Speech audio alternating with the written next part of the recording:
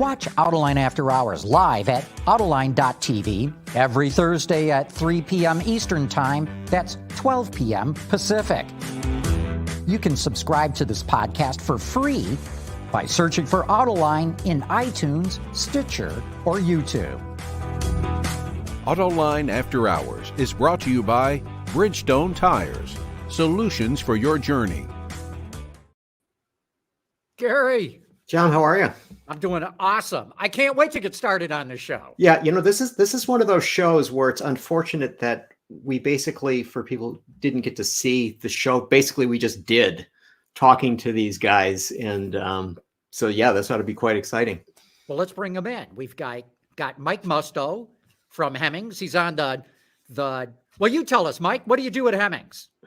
So I'm the director of new media over at Hemmings, and generally thought of as a muscle car guy. I've created a couple of programs on muscle cars, but also dive into kind of the Porsche world. And I've been an amateur racer for about 25 years. So it's, I'm looking forward to this conversation. Okay. This will be fun. I can't wait. And so let's bring in Henry Payne, the car critic from the Detroit News, who's actually at Road America right now, hanging out in his motorhome. And so to Road you, Atlanta. the audience, if you hear a whole bunch of race cars in the background, it's Henry's fault. Road Atlanta, down in beautiful sunny Georgia. It's 80 degrees and sunny down here, just like Detroit. Yeah. Well, yeah, about 50 degrees difference, but yeah, it's sunny here too. All right, Henry. So to start this out, explain to us why you're there. I mean, John just says you're there, and you're the car critic for the Detroit News, but you're not there as the car critic for the Detroit News. No, I'm down here because I bleed oil. I love race cars. I've raced all my life, beginning in go-karts when I was a kid. And I'm really blessed because my sons like to race too. My father was one of the founders of SVRA, which is now the biggest vintage racing organizations in the country. And so I got the bug. Early on, my father and I raced together, and now my father's long gone, but I race with both my sons, and we race Lola's little Lola 90s, 1,000-pound cars. I get into one of these cars, and I increase the weight by 25%, and we race in the S2 class, which is an old SCCA class that's come down into vintage racing. We still do some SCCA racing as well, but they're wonderful cars. Aluminum monocoque chassis. The only things that are stiffer are carbon monocoque chassis like you see in Indy cars. So wonderful chassis. We keep the cost down because we run a spec Ford 2-liter engine. So our engine costs aren't too much, and we just have a blast. So we're down here racing this weekend with HSR in the S2000 class. Well, you guys are perfect. Sorry, go ahead, Gary. I was going to say, we should point out to the audience that we've had you on the show before, Henry. We've had you on the show with one of your vehicles, and we've had you on your show because you have a Tesla Model 3 that you drive the hell out of. Yeah, I love cars. I like them electric. I like them on road. I like them off road. There's nothing more thrilling than pushing the envelope of a car. So. A racetrack on a weekend is a great place to be, and add the family, and it just doesn't get any better than this. So it's a lot of fun. That's great. So you guys are perfect to have on the show today because, for the audience here, what we want to know, are Gearheads really going to go electric? And Mike, I'm going to start with you because, as you know, Dodge has already announced the next generation of the Charger and the Challenger are going to be electric. Corvette, they just dropped it this week. They're coming out with an all-electric Corvette. So to you, Mr. Muscle Car, what do you think? Are hardcore Gearheads really going to go electric? Yeah, I think at some point they will. I mean, because the one thing that everybody loves is performance, right?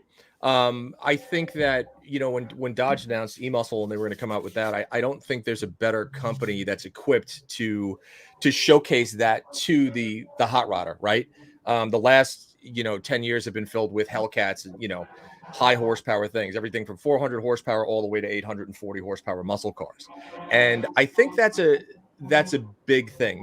My biggest concern is, are they going to be able to incorporate the theater that's needed, the visceralness, the engagement level that real hot rodders want, right? Because if it is the biggest problem that I have right now with most EVs, although they're insanely fast, they're forgettable in the sense that if I go to Sonoma Dragway on a test and tune night and a Tesla Plaid rolls up and he runs a 9 whatever at 150 miles an hour, my biggest issue is that it's forgettable because there's no noise. It's silent.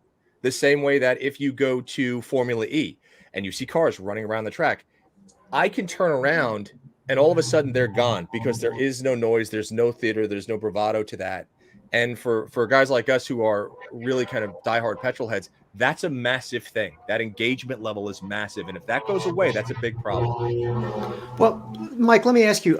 So this week, speaking of Dodge, they announced the winner of their Chief Donut Maker competition. So the person who will go represent Dodge at racetracks over the next year, a young man, Preston Patterson from North Carolina, he'll get $150,000. And his company car is a Challenger SRT Hellcat, okay, which is not a bad thing. So they had the presentation and they did it on YouTube. And as I watched this, one of the points that struck me was when they were doing the donuts and the amount of smoke that was generated by the tires. And I'm just wondering, to what extent will that make up for the lack of audio?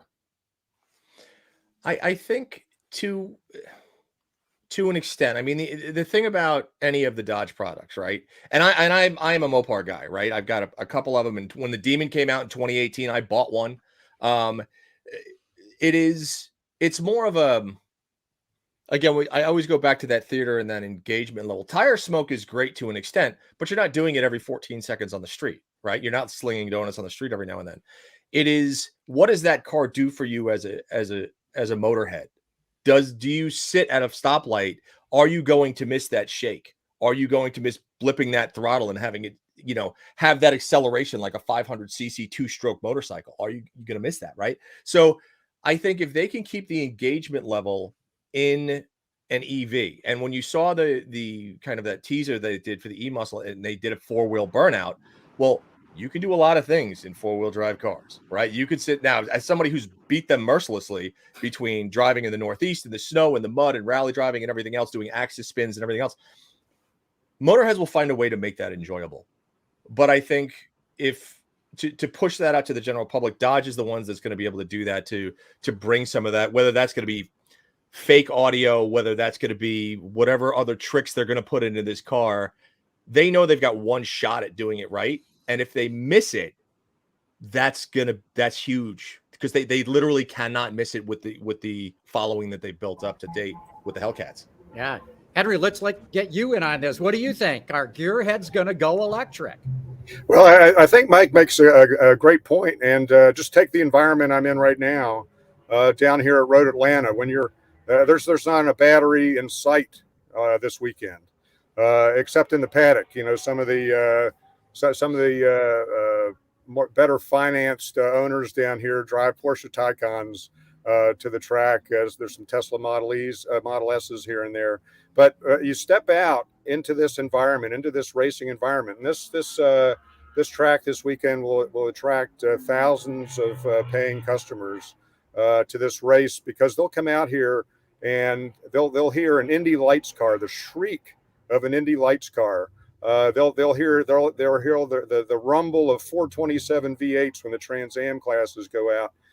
They'll hear that extraordinary flat 6 engine. There are a lot of 911 race cars here.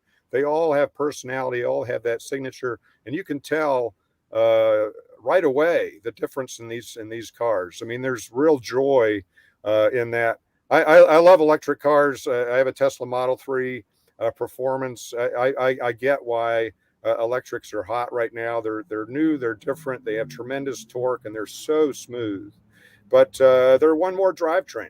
And I what I hope for, I always hate when government gets involved in markets, because government always likes one size fits all shoes. Bob Lutz always made the great joke that if government designed pants, everybody would have to wear a size 32 waist. Or all the pants manufacturers would have to make size 32 waist. I feel that way about automobiles. There's so much wonderful variety in the automotive world. Electric is part of that. And I think being a motorhead is appreciating all those different drivetrains. But Henry, if all the cars down there this weekend were electric cars, okay, would the racing be any different? Would the audience, the people in the stands, would they be looking at this and just seeing cars going really quickly and quietly, or would they say, this is not so interesting? Well, Mike, Mike touched on Formula E. Talk to spectators about Formula E. Ain't a lot of spectators at Formula E races. They want to go to IndyCar races. They want to go to Formula One races. They want to go to IMSA races. They all have different audio footprints. And when people see Formula E running around, it's not as quick, for one thing, because it's a real challenge to get a battery around the track for more than 40 laps. But you also hear the squeal of the tires. We always joke at Formula E races, I've been to a few, that sound you hear is not two cars crashing. That's one car outbraking the other one into the hairpin. So it's a challenge for electric car. Mike does some drag racing. I think that's probably the first venue where we're going to see really competitive stuff with some of these insane Mustang and Copo Camaros coming in, Mike. Yeah, I think so. I think a lot of it is one of the things about motorsports when we talk about e-racing is like where you are right now, Henry. There's commotion in the pits, right? There are wrenches being thrown around. There are people in, out, above, underneath cars wrenching and doing things.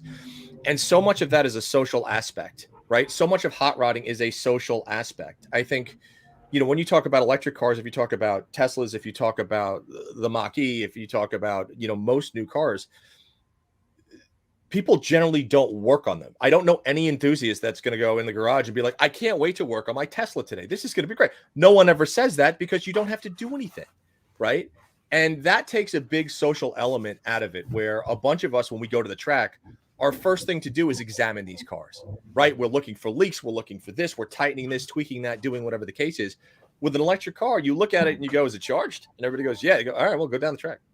That's the extent of it. Replace your brake pads, replace your tires, and you're good. And I'm worried that social aspect, one, will kind of push people off, but two, it won't attract those spectators, because spectators love to walk through the pits. They love to see what's going on. And if there's no action in the pits, why bother going? It's a very kind of, for me, I'm just like, can you imagine going to the Monterey Historics and just seeing electric cars? I'd be like, kill me. Okay, well, but Mike, won't there be a lot of people who will be like plugging these into those cars and doing that rather than wrenching them? Oh, sure, there will be, but is that exciting? No, it's not, because Mike, in drag racing, one of the cool things is between runs, watching those guys tear down those engines while they're hot and rebuild them. I mean, that's part of the appeal of going through the pits at a drag race. Mm-hmm. Yeah, and I think the other part is if you go to a drag race, especially if you do something like Top Fuel, one of the greatest things in the world is wearing, ear protection like this and having things, when they fire those things up, it's like getting punched in the chest. Right. That's gone. That will be gone. That is an experience for generations outside of ours that come after us. They will never know that unless they go to nostalgia drag races, right? And that's so much of racing. That's so much of the experience, and it concerns me that budding enthusiasts are never going to feel that. But I wonder. I wonder if that era ever comes. I mean, one of the next gen I just talked to was I talked to her a little while ago now, but Brittany Force, a tremendous drag racer, a role model to a lot of drag racers, men and women out there. And I was at a drag strip with her, and I said, "What do you think of electric dragsters?" And she looked around and she said, "Yeah, they have their place, but to me, drag racing is coming out, feeling the ground shake, feeling my rib cage shake, my eyes watering from the nitro, and then keeping the headphones on when these things explode off the line. She said it is a visceral experience. It is the most wonderful visceral experience. She said that's what I love about drag racing. So, as in everything, electric has its place, but if you're racing, you got to attract fans, and they want the visceral experience. Yeah, they do. As you guys know, being, right behind the cars by the Christmas trees at a drag race, it's probably the closest thing to being in a war zone without bullets flying around. I mean, certainly it's akin, I'm sure I've never been on an aircraft carrier flinging jets off the deck, but it's awfully close to that, I'm sure. And so, Henry, is there a difference between spectator and driving? So you got a Tesla Model 3 Performance, you race too. Can you enjoy driving the Tesla as much as a piston-powered car? I do enjoy it, John. I actually I took my Tesla up to M1 Concourse. This is a couple years ago, and I took it up there with a BMW M40. What's the M? Not the full M. There's an M badge on everything they make now. So that's right. Everything's got an M badge. I think it's an M320, something like that. And it was fascinating how different they were. In what way? M1 Concourse. Yeah, very, very technical track. Good track to take out a production vehicle. And what struck me was that the BMW is a better engineered car, much sharper car on turn in, much more intuitive steering. But man, instant torque coming off of the corners in the Tesla there's no replacement for that. And it's going to be interesting. We've lived through the turbocharged era now. I think it's going to be really interesting as we enter the hybrid era, the battery era, how much manufacturers are able to marry batteries for low-end torque with gas engines. So you get the low-end torque, the high, and then the high-end revs, because the electric engines all run out of juice up at high speeds. I think that's going to be really fascinating because there's nothing like instant torque. And I'll tell you one more anecdote, and this is from being around young folks who go to go-kart tracks. I got a ring there. Is that no interference? Is that okay? Yeah, we did not hear it. Go ahead. Okay, good. You're at a go-kart track, and a lot of stuff going on at a racetrack.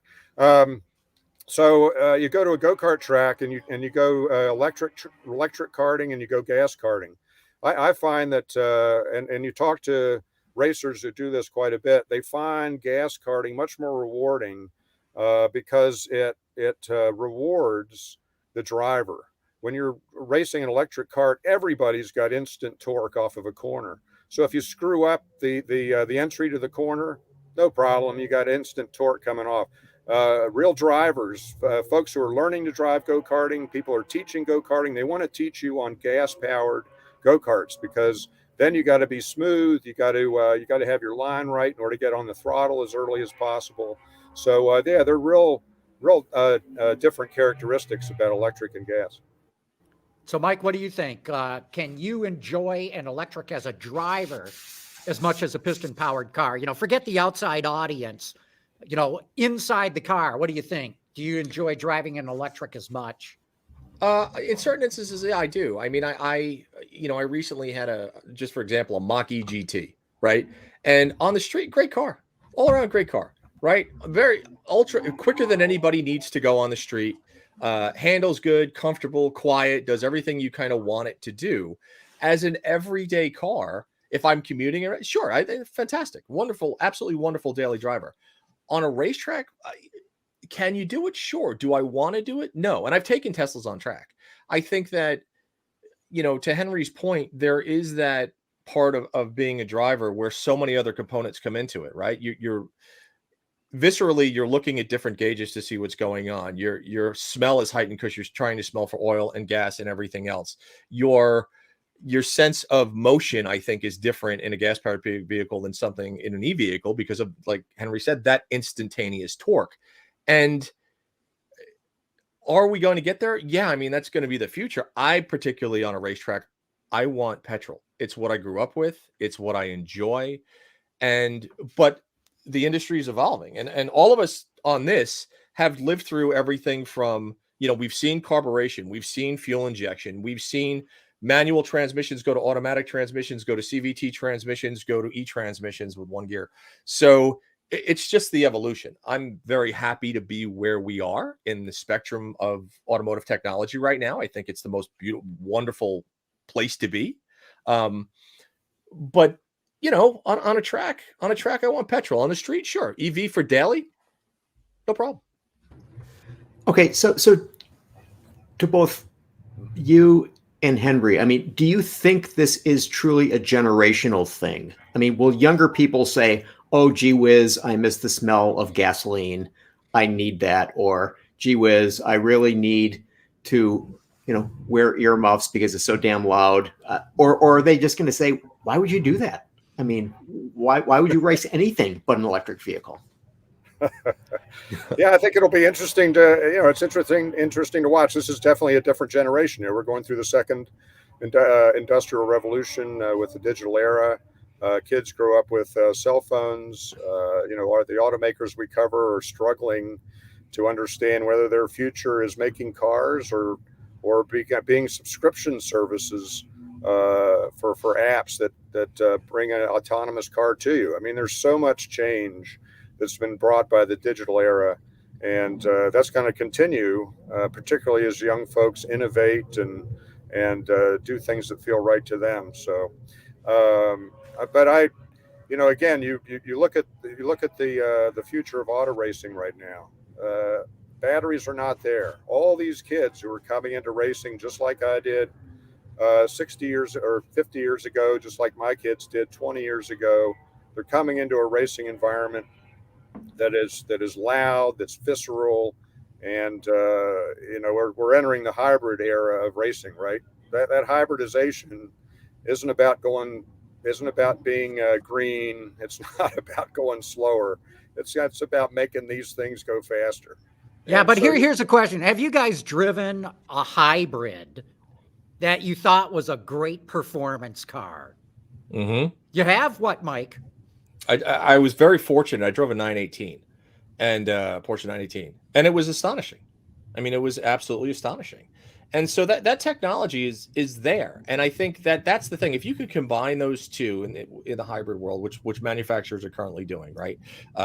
Ferrari's got the SF90, and that's an astonishing car. Porsche with the 918. Again, I think it comes back to what you're looking for as a driver. With that being said, drivers as we know it are completely changing.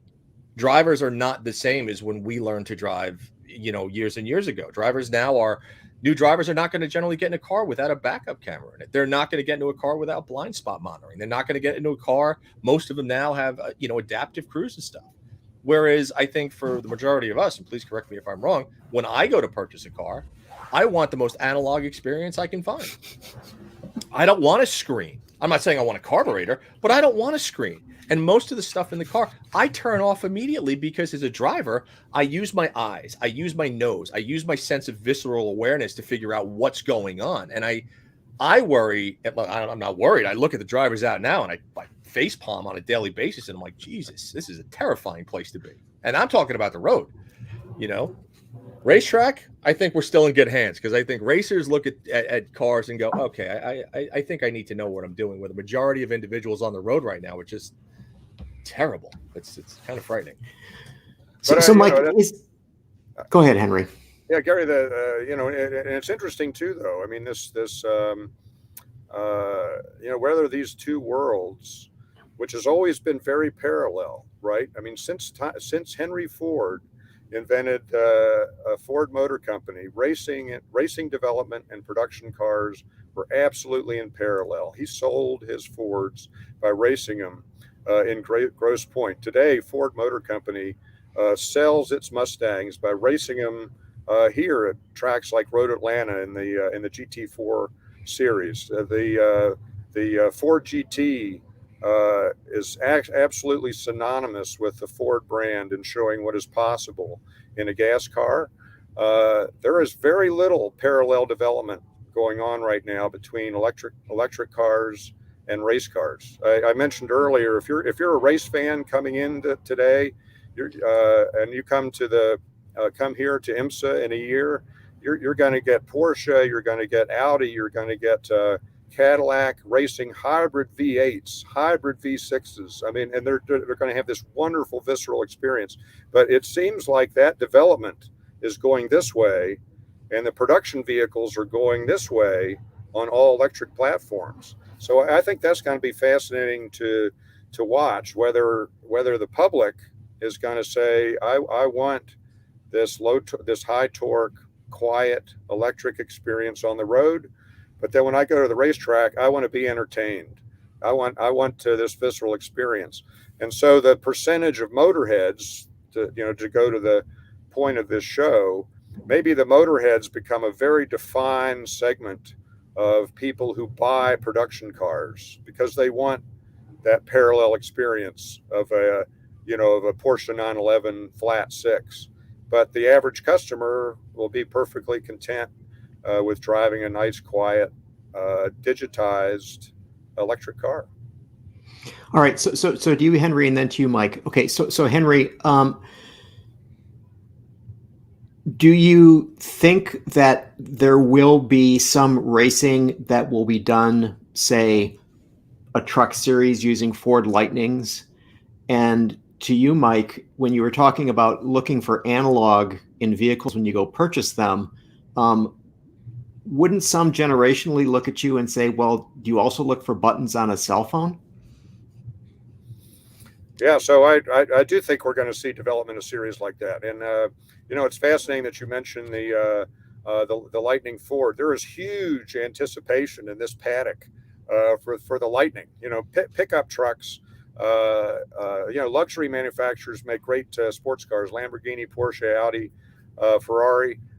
They don't make great trucks. The great performance trucks are Chevy, Ford, Ram, Toyota. And so, and they all, again, there's this parallel between the production vehicles and racing development. So I can see the Lightning and the Chevy going into an all-electric series. It's going to be short. It's not going to be the Baja 1000. They're going to be doing short distances, but I can see them really going after each other in that space. And fans here will love that race series. Another one that's coming very shortly is Porsche traditionally does a race series of its own. It has bespoke race series for its 911 GT3 cars. It has bespoke series for its Cayman. The next Cayman is going to be electric, and there's going to be an electric Cayman race series. And it's going to be fascinating to see how people respond to it. Yeah, I think that, Ford is brilliant with what they're doing with the F-150, with the Lightning, right? It is the best-selling vehicle in America. Everybody and their brother has F-150s. I had an F-150. It is the quintessential. If you're in America, at some point, you're probably going to own one, right? So why not make it a vehicle that will support every other hobby that you do? And I think that is a stroke of genius. For people who go to the racetrack, well, sure. Why? Why not bring your electric generator with you and you don't have to do anything? Not only can it haul everything that you need as far as your parts, as far as your tools, it can tow your race car there and then act as a support vehicle. That makes perfect sense to me. And I really kind of enjoy that fact. As far as, and I think that's an evolutionary step for Ford because it's still going to get people to, it's going to have people adopt EVs. As far as me, when Gary, you had said, do I still like buttons on my phone? Well, cars are different for me than I think they are for most people. When I started to drive, a car was an escape vehicle. I love to drive. Like if you say you have to go somewhere and it's 600 miles away, I would much rather drive than fly. Because to me, driving is still my getaway. I go out on a Saturday morning and I will rip up 300 miles before 9 a.m. because that's what I truly enjoy to do. That's what I enjoy. My car is not to be connected. My car is a way to disconnect from the world. I don't want to be found when I take my 911 out and I go rip up back roads. I don't want people to know where I am, in the same way that I don't want people to know if I take a muscle car out. That's for me personally. This makes me connected to everything at any time, and it's a tracking device, and I don't particularly care for that. Now, going to work every day, I could care less. But when I want to get away, I want to be able to disconnect and get away. I don't want the car to tell me what to do, where I am, how I have to drive it. I don't want the car to tell me if I'm falling asleep. But new drivers are not going to know anything but that. And again, this is where I already classify myself right now as the dinosaur going into that. So this I love. It makes my life easier. But for a car on the weekends, and I still want that analog experience. I still want a getaway vehicle. So, Mike, let's come back to something that you said earlier. What if they made electric cars that were far more visceral, that, they're whisper quiet. They don't have to be whisper quiet. I mean, you can design electric motors that scream, literally. Do you think that would change it for you if it was a much more visceral experience? Yeah, I think so. And that's, I'll be perfectly honest with you. I am really counting on companies like Dodge to do that. I am really. How do you think they'll do it? How do you think they'll do that? I mean, I think, pumping in artificial sound, that's one. Their style is another massive thing for me, right? I think styling an electric car not to look like what everybody thinks. Every electric car right now looks like a turtle. I could care less about them, right? When you look at, and no offense to Tesla, but like I look at a Model Y and I'm like, it looks like a turtle. I want something where I walk away and I turn around and I look at the car and I go, oh, that's a hell of a look. That's a good looking car. Right. And I have yet to find an EV that I do that with. Sure. They're a hybrid, like the 918. I'm going to look at that thing all day. But if they could find a way to do that and make me feel that I have real engagement with the car, to Henry's point, when you're driving a Lola, everything that's going on with that car. That as a driver, that's kind of what I want. And again, not as a daily driver, as something that like a weekend fun car that I could take out. I think that's what they're going to have to do, at least for me to purchase one as a fun, weekend toy, so to speak. Yeah. What do you think, Henry? Can you make a visceral EV? Yeah, I think it's going to be fascinating. I think we're all very eager to see what Tim Kuniskis comes up with at Dodge. Because that is the most visceral car. One of the great marketing stories of the last decade, and entirely built around the scream of a supercharger, the roar of a Hemi V8. So he promises that he's going to bring you a similar visceral experience with an electric car. I think that's going to be fascinating to see. But again, to reference John's earlier question, is whether this is just a trend, just a phase we're going through. It may be that this is that the motorheads, this elite group, will like electric everything, whether it's a Taycan or a Tesla Model 3 or a Ford Lightning, and everybody else will reject them because they won't make any sense as a daily driver. Case in point, I just drove, I think John Gary did as well, just drove the first electric pickup, the Hummer EV. The Hummer EV, to my knowledge, is the only pickup that cannot tow itself. This is a 9,000-pound truck that can only tow 7,500 pounds. Every other truck I know can tow twice its weight. That's amazing. But you think of go to Lingenfelter, go to Roush these days. What are people buying? They're buying trucks. They're buying performance trucks. The motorheads are buying Ford Raptor. Yeah, Raptors, and they're buying the big Ram Hemi, and then they're towing the race car to the track and that thing. You can't tow in electric trucks, at least now. I mean, you take that 300-mile range Ford Lightning, put a race car behind it, you might go 100 miles.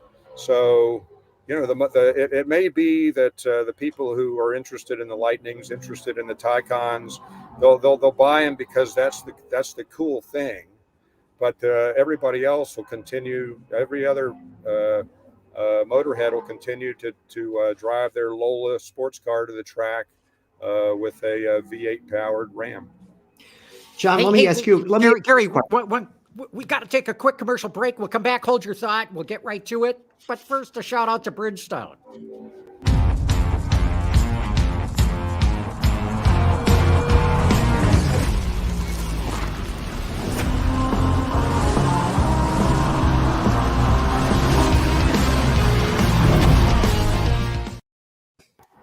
Okay, we're back. Sorry, Gary. Go ahead. All right, John. So this is to you. Okay. So I remember when you and I were at a pier in New York City when the Hellcat was being introduced. Remember, it came out of a box and then it just blew in front of us. And okay, there was lots of smoke, there was lots of noise, and so on. My question to you is, what if all the smoke was there and something just came out of that box and went poof like magic?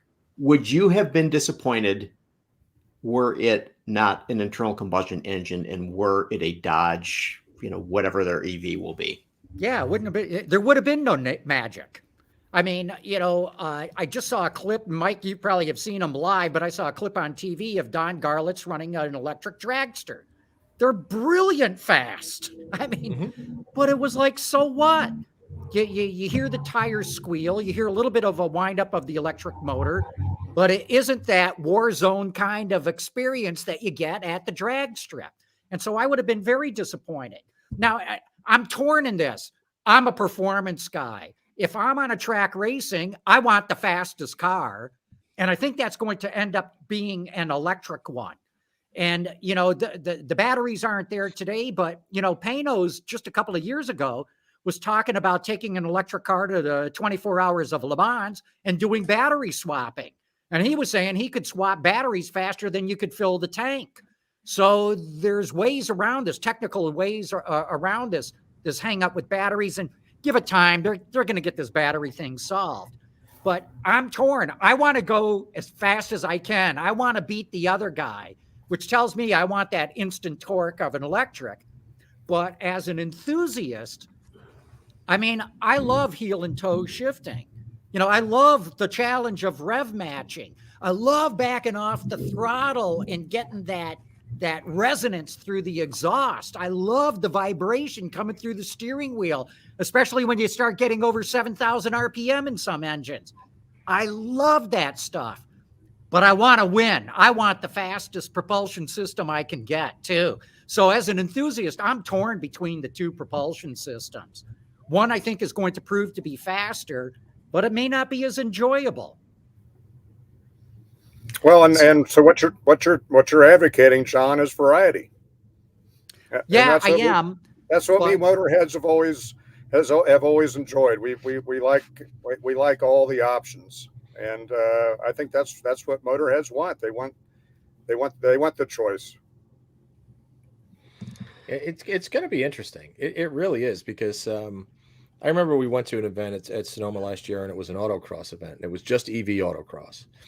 And, like you said earlier, you hear the tires screeching and you immediately turn around because you think somebody's going to rear end somebody, and it's just somebody scrubbing off speed going through the cones. But again, once you hear that screeching go away, you could turn around and it's completely ignorable again. And I think that's for an enthusiast, I think that's a hard pill to swallow to an extent. But there's no question that it is coming. The technology is going to evolve. There's going to be a point where people are not going to know anything but EV driven cars. And when they see anything petrol driven, they're going to be antiques. They're going to be collectibles. And there's going to be a point where people go, I can't believe you're filling that thing with gasoline. That's the most dangerous thing I've ever seen. Right. So does motorsports turn into horse racing? I mean, the audience is shrinking. I think that's a massive thing. That's going to be tough for the organizers, because if the theater of motorsport goes away, the people will go away. Yeah, right. And that is a very, very difficult thing. Like I said, when I go to the track, I want to hear stuff. I want to smell stuff. I want to talk with friends. It's a very social environment, as we all know. And aside from like Gary, like you pointed out with laptops and stuff like that, there's a certain amount of camaraderie that goes along. John, hand me that wrench. Ralph, give me this. Give me that. That's all part of motorsports. Unless you're racing in competition, for me anyway, it's not always about being the fastest. It's about getting the most rewarding experience that I can. Most of the time, I'm battling. The only person I'm battling is myself, right? Whether I'm on a road course or whether I'm on a drag strip. With an EV, if you're on a drag strip, it's the same thing every time. You flat-foot it in a Tesla Plaid, you're running 957 at 150 whatever miles an hour. Fine. But if I'm in a 70 big block Camaro, right, with line lock in it, that's a whole nother ball game. There are 27 different things that I have to do to get that car off the line smoothly. That's an adventure for me. That is an experience for me. And if I shave 0.2 of a second off my pass, that's a win, right? Where the EV cars, you go, well, I know it's going to do the same thing. All I got to do is look straight and put my foot down. Yeah. Well, I'll tell you that I think there's a really interesting experiment going on right now. And it's going to be interesting to see how this evolves. But in Formula One, I used to love 18,000 RPM Formula One races. When Formula One came to the United States, went to Indianapolis, I had a seat right at the end of the straightaway, so I could hear Michael Schumacher coming down there at 8,000 RPM. It was like a drill going into my head. They don't do that anymore. They've got hybrid Formula One cars now. You can go to a Formula One race without headphones on. I mean, they're much quieter race cars, and yet Formula One is more popular than it's ever been in this country because the owners of Formula One, which happen to be a United States company, were brilliant in marketing this sport on Netflix, something that didn't exist 15 years ago when Formula One first came to the United States. They were brilliant at marketing the personalities of Formula One, even though that out to 18,000 RPM visceral experience is gone. So Formula One has done a really nice job in making itself more popular. But contrast that with NASCAR. NASCAR, very different demographic than Formula One. Also very personality driven. They're the masters of personality marketing. If you go to, they just had a race at Bristol. You go to Bristol, get your paddock pass, sit down there in the infield in Bristol. You can't hear anything. You can't hear the person next to you. It is so loud. NASCAR is going hybrid, but they're going hybrid V8. They are going to maintain that deafening sound because they feel that is essential to their demographic. The idea of 32 NASCARs coming down the main straight in the Daytona 500 when the green flag drops in absolute silence, don't think that's going to happen. Yeah, I totally agree, Henry. But going back to your Formula One example, and I agree with you, the 18,000 RPM engines were in a league of their own. Don't you think Formula One should go back to that? I mean, these V6 turbos, they sound flatulent. I mean, yeah, but didn't he say more people are watching it? Oh, they're terrible. Yeah, no, I'm with you, John. As a motorhead, I like that. I love those engines. I mean, they're just extraordinary. Anybody watching can find this on YouTube. Do a search for Ayrton Senna running in his McLaren at Monaco. And he's driving 11/10, by the way. It's out of control the whole lap. It sounds unbelievable. Far better than anything in F1 today. Though I do agree with you. I think Liberty Media has done a brilliant job of marketing the series. The popularity of F1 is growing. I would posit that if they went back to 17, 18,000 RPM engines, the crowd response would be even better. All right, so let me throw this out there. So let's say that the next Fast and Furious movie is completely full of EVs. Toretto is not driving a big block Hemi. He is driving the Dodge E, whatever it's going to be. Okay. Don't you think that that would cause enthusiasm to grow among a younger demographic, that they would say, yeah, that's what I want? Oh God. No. Why? I don't, because again, I always go back to the theater. If you don't have something, if you show me something, a perfect example, right? I have one of my cars. I have a 68 Charger, which I think is one of the most beautiful cars ever made. Okay. I turn the key. I hear that big block fire up. I've got that lope of the camera up, right? That's something to me that I go, oh yeah. If I turn the key or hit a button and I don't hear anything and that car looks like that, I got nothing. It does nothing for me. It's a piece of rolling sculpture, but it fails to deliver on the promises that I want it to make to me in my head. And that is a big issue, right? That's why, like, so if Dodge comes out with this new muscle car and it doesn't do something, I have no idea what it's going to do, but if it doesn't do something to make me go, what's in here better match what's over there, I'm walking. And I am their customer. I am their customer, right? So they have to do it. Am I a Tesla customer? Not necessarily, but I am a Dodge customer if they get it right. If they get it right. Yeah, Mike, you're right. It better sound like the Batmobile. Okay, but what if you have a screen that looks like the Enterprise going into warp? Okay, I mean the Tesla has it. You put a Tesla in plaid mode, it's literally the same thing, right? It goes into warp mode, and you can literally get plaid going by your face. It's fine, but it's a gimmick. And there's you talk about the concept of just straight up acceleration and speed. We're getting to a point now where the speed, and I never in a million years thought I would say this as an enthusiast, the speed may have to be marginally throttled back a little bit, because if you put somebody that has never, so anybody can go out and buy a Tesla Plaid. That car is 0 to seconds in 2.1 seconds. People think they know what fast is. They have no concept of what speed is until they launch themselves out of a cannon like a Tesla Plaid. It gives you a headache. It can make you dizzy. It can make you nauseous, right? And if you do it more than 3 times, you're like, well, I'm going to go vomit in the corner over here, right? People aren't prepared for that. The modern driver is not prepared for that, right? The enthusiast thinks they're prepared for that until they get in it and actually do it. And then they're just like, whoo, that's too fast, right?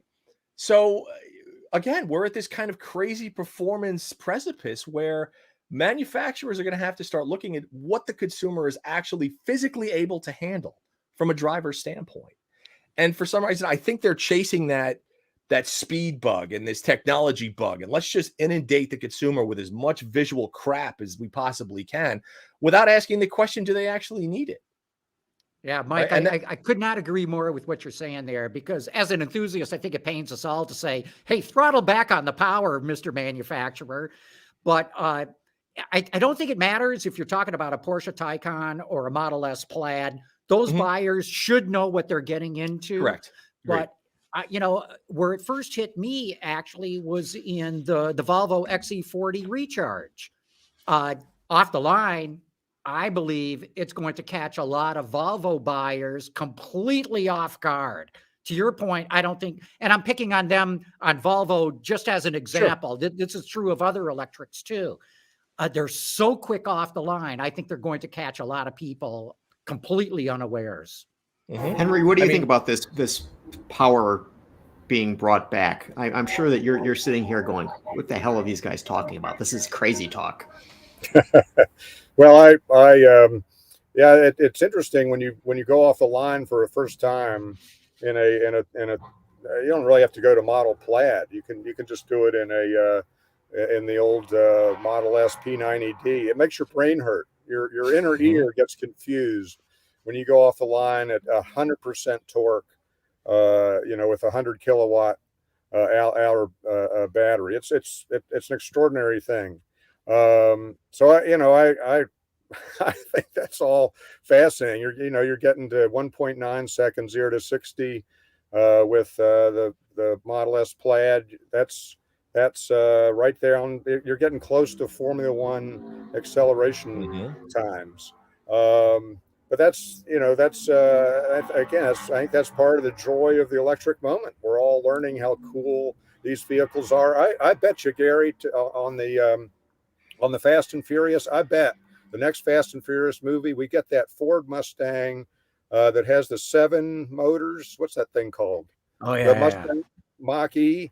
I mean, that thing shrieks. I mean, it makes crazy sounds when you got all 7 electric motors going in that thing, and it's making smoke everywhere. So, yeah, I think there's some real visceral opportunities in the EV world as well.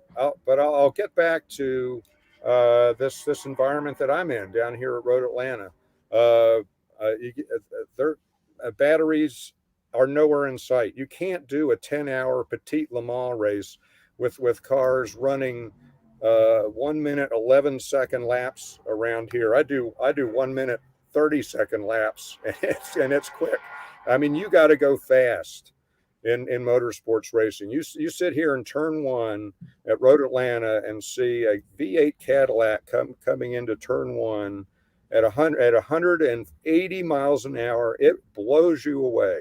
It just blows you away. You don't have to be, it doesn't matter if you don't have the coin to drive a Cadillac on the street. It just blows you away.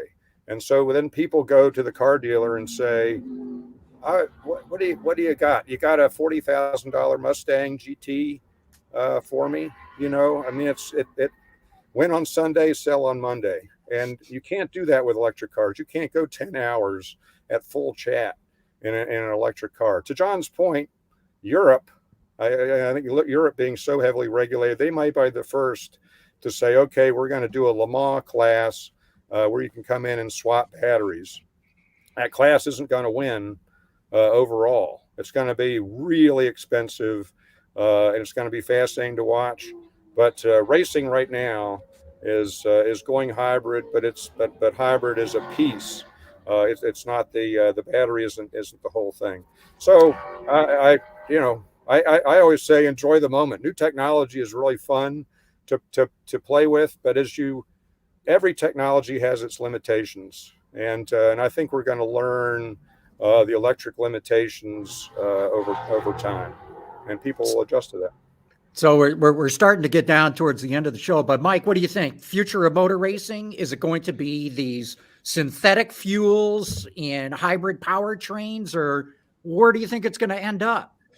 Yeah, I think eventually it'll be you're definitely going to see the hybrid powertrains, and I'm totally fine with that. Again, if manufacturers and racers can figure out a way to still make it visually stimulating and from an audio perspective stimulating, I think it's fine. And I think that all the latest and greatest technology that we have from automobiles, so much of it has come from racing. The biggest challenge they're going to face is, again, giving us the theater as enthusiasts that we want, right? Keeping us engaged and having us say, I can't wait to spend X amount of dollars to bring myself and my family to this race because I know it's going to be an enjoyable event. And if they can do that, the enthusiasts, whether you're petrol minded or whether you're EV minded, will go and they will sit and they will pay their money and they will enjoy the event. And I think that has to do with whether you're talking Formula One or whether you're talking off road or whether you're talking, just your average HPDE track day. It doesn't matter. But until that happens, I think we have to sit and we have to, as was mentioned, enjoy the technology that we have now. Do not shy away from it, but embrace it, learn about it, educate yourself about it, see if it appeals to you. And if it doesn't, that's totally okay, because nothing is there that says you have to go out and purchase it right now. All you have to do is sit back and go, we're living in the greatest automotive time period in the world. I'm going to take it all in, take what I want, leave the rest for somebody else. That's right. Well, hey, we lost Henry. He warned us that his laptop might die and there's no electricity in the paddock where he is at Road Atlanta. So just he ought to have an electric vehicle there. He could plug in. That's right. He should have an F-150. Or at the very least, a Honda generator. Yeah, that's right. But hey, look, this is a good place to wrap up the show. Mike Musto, thanks so much for coming on. Great to get your insights and inputs on this Very interesting discussion. It was. And thank you for having me. It's a lot of fun. I can Thanks, talk Mike. about this stuff all day. It's wonderful. Cool. Gary, let's keep on doing the show. We'll see you All again right. next week. All right, perfect. And goodbye to everybody who tuned in. Autoline After Hours is brought to you by Bridgestone Tires, solutions for your journey. Visit our website, Autoline.tv, where you can watch us live Thursday afternoons. Get your daily fix with Autoline Daily and in-depth analysis and interviews with Autoline This Week. There's all that and much more at Autoline.tv.